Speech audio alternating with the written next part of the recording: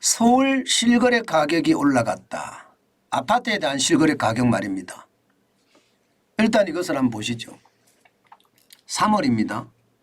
실거래가 변동률이 플러스 1.61%입니다. 올라갔죠. 실제 추세선을 보더라도 말입니다. 많이 올라갔습니다. 지난 1월에 1.1%까지 올라갔는데 2월에도 1.95%가 올라갔습니다. 3월에도 1.61%가 올라갔습니다. 지금 4월의 잠정치도 1.22%, 4개월 연속 아파트 실거래가 지수가 올라가고 있습니다.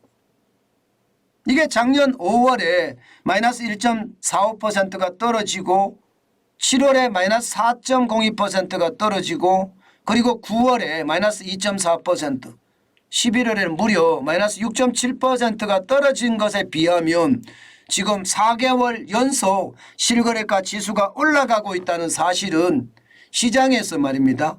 바닥을 쳤다. 이제는 아파트값, 집값 올라가는 일만 남았다. 이렇게 이야기하는 게 어쩌면 정상일지도 모릅니다. 지표를 가지고 설명을 하면 당연하게 느껴지는 거니까요. 그죠? 지난 5월부터 계속 떨어지던 집값이 1월부터 4월까지는 계속 올라가고 있으니까 분위기가 뭐 올라간다 이렇게 이야기할 수가 있는 거죠. 실제 집값도 보시면 다 올라가고 있습니다. 도심권 빼놓고는요. 서부권이라고 이야기하는 은평, 서대문, 마포도 0.92가 올랐죠. 서남권이라고 이야기하는 강서, 영도부, 동작, 금천, 구로, 양천도 1.13%가 올랐죠. 동남권이라고 이야기하는 서초, 강남, 송파, 강동도 3.2%가 올랐습니다. 많이 올랐죠. 동부권은 도봉, 노원, 중랑, 광진, 성동, 동대문, 성북, 강북 1.16% 올랐습니다. 전체적으로 서울의 집값이 올라가는 그런 모양새를 보이죠. 실제 실거래가 지표상에서도 말입니다. 지금 잠실 엘스 아파트 같은 경우는 2억 3천만 원이 올라가고 있습니다. 지난 1월 30일에 4층이 18억 7천만 원짜리가 5월 4일에는 21억에 거래가 됐거든요. 과거 2022년 6월 22일에 12억 5천만 원에 지금 근접해 가고 있습니다. 게다가 호가는 이미 근접했습니다. 호가는 엘스 아파트가 22억 5천에서 23억, 리센츠 아파트가 똑같이 22억에서 22억 5천에서 23억, 그리고 트라지움 아파트는 21억 5천에서 22억까지 올라가고 있는 것도 사실입니다. 실제로 집값이 올라가고 있다는 것 여러분들도 보이시잖아요. 그죠? 그러니까 시장에서는요. 이게 이제 본격적으로 집값이 올라가는 것은 아닌가 이렇게 이야기하는 겁니다. 4개월 연속 오를 거니까. 4개월 연속. 그런데 여러분 저는 계속해서 말씀을 드리지만 시장은 단순한 하나의 지표만 시장에 작동되는 것은 아니다. 저는 그 말씀 여러 번 드렸습니다. 실거래가 지수가 4개월 연속 올라갔다고 하더라도요. 이 실거래가는 가짜로 매물을 올리는 사람들도 있거든요. 또 그것도 감안을 해야 되고요.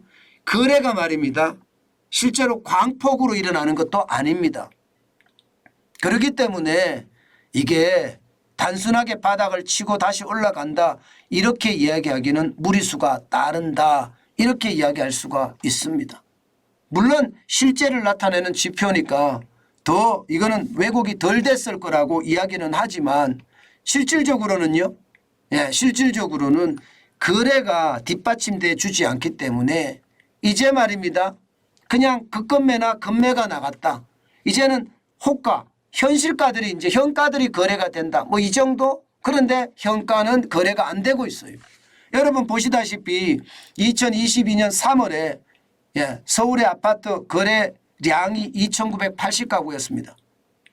4월에는 2,526가구예요. 아직까지 시간은 좀 남았지만 뭐 3,000가구 넘어가겠죠. 5월에는 현재까지는 171가구고요. 그런데 역대 평균치 6,040가구에는 턱없이 부족합니다.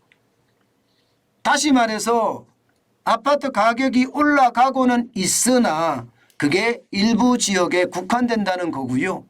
예, 급매나 급급매가 계약으로 이루어지는 경우는 있어서 좀 떨어지는 모습 보이고는 있지만 거래량이 절대적으로 아직까지는 뒷받침돼 주지 않기 때문에 집값이 본격적으로 바닥에서 올라간다 이렇게 이야기하기는 힘들다.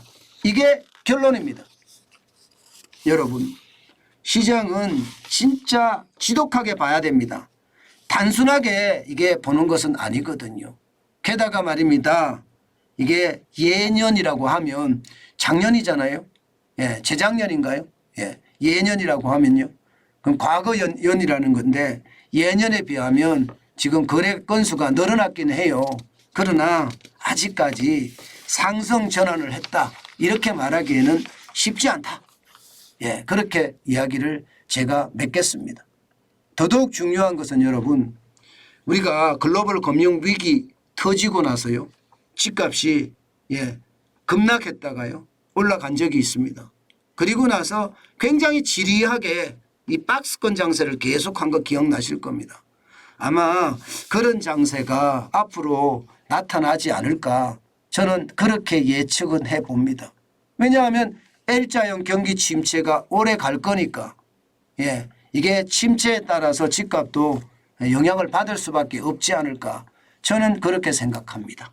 현재가 바닥을 쳤다 아니면 바닥을 다진다 뭐 이렇게 이야기하기는 어렵다. 물론 뭐 바닥을 다진다는 말이 될 수가 있겠는데요. 바닥을 쳤다는 일단 말이 안 된다. 저는 그렇게 생각합니다.